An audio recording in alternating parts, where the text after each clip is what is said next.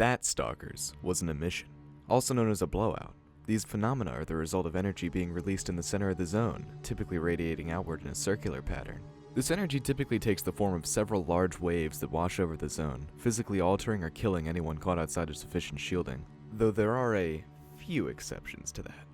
Some believe the zombified stalkers found throughout the zone to actually be stalkers caught outside during an emission, though that is just somewhat of a rumor. The very first emission occurred on June 10, 2006, which led to a large number of military personnel and scientists' utter obliteration. Emissions have become increasingly common in the time since then, and are said to expand the zone by 5 kilometers as well as create slight alterations to the zone. For example, emissions regenerate a small number of artifacts found in anomalies.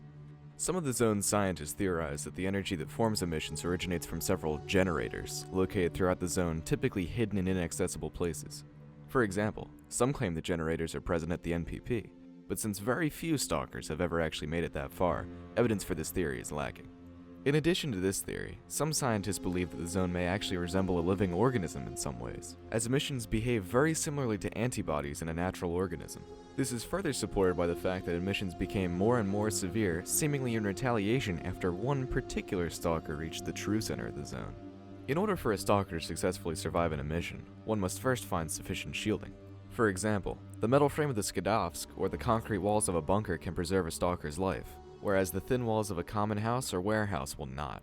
It is also worth mentioning that experimental drugs known as antibiotics claim to be able to preserve a stalker's life outside of cover by disabling a user's central nervous system. These drugs are highly experimental, however, and side effects are unknown. The ability of an organism to survive an emission outside of cover appears to not only be tied to their central nervous system, but also their prowess in psi attacks, as controllers appear to be the only known creature to survive outside of cover without any shielding at all. One thing's for sure, and that's that for the typical stalker, emissions are highly dangerous, and not to be trifled with. If you receive a warning on your PDA, or notice the telltale low buzz or bright clouds, you best be hauling to cover, else you may find yourself lost to the zone.